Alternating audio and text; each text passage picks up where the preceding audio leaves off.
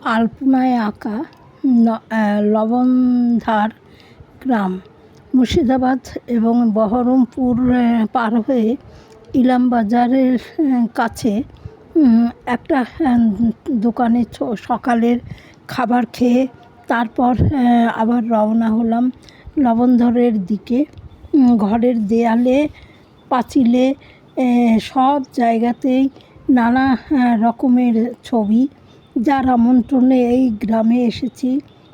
এই ছবির গ্রাম লবণধর।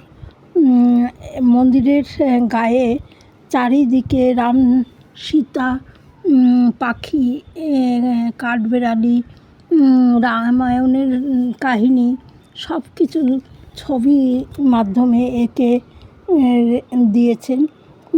আর এই ছোটরা এবং বড়রা তাদের মনের মতো ছবি যে কোনো দেয়ালে, তারপর ঘরের পাঁচিলে, মানে সব জায়গাতেই তাদের ইচ্ছে মতন ছবি এঁকে এঁকে রং তুলির মাধ্যমে আর কি দিয়েছেন।